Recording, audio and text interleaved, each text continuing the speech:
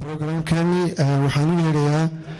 gudoomiyaha jaamacadda guud gudoomiye Cali Carabti Taqal fanatifada xafladanu waxay leedahay mataqaanaa laba waxaan ugu dabaaldegaynaa mataqaanaa munaasabad mid waa xisbigii oo 18 jirsaday oo hambalayaan leenahay midna waxa weeye 25 kii degmay la bixiyay labadii zone iyo waliba saddexdii magaalo ismaamul ee la bixiyay way ma rabeenan hadda aan khudbeeyo ama aan halkan ka hadlaado uma soo kicin waxaan rabaa inala joogo saad ogtiin caawa safaaradda inala joogta waxaana la jooga minister council Abdullahi Yusuf iyo waliba mataqaanaa ku-xigeenkiisa iyo laba kale oo safaaradda ka staafkiisa ka socda bacaawi inala jooga Martino hadalkan aan ku soo dhaweyn doonaa Somali People's Democratic Party is one of the senior parties in our country, and an ally is also an ally and partner to EPRDF, Ethiopian People's Revolutionary Democratic Party. So today, I think we are all be very proud that our region, the Somali region in Ethiopia, and the state of the Somali region is doing very well in developing the region economically, socially, and politically, so that people could live in peace, and so that the diaspora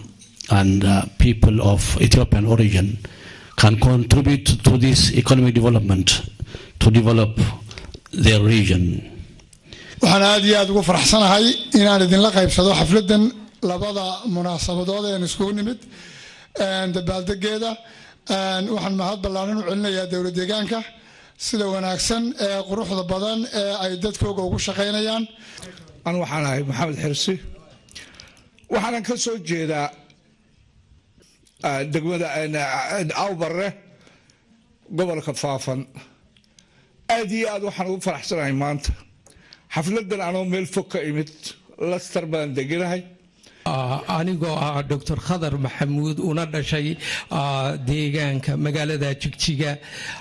waxa weeye goboladii la magacaabay dhammaantood aad baan u soo dhaweynayaa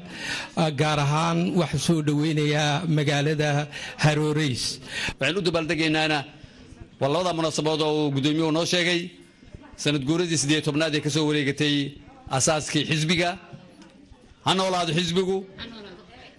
iyo 25 degmo oo ay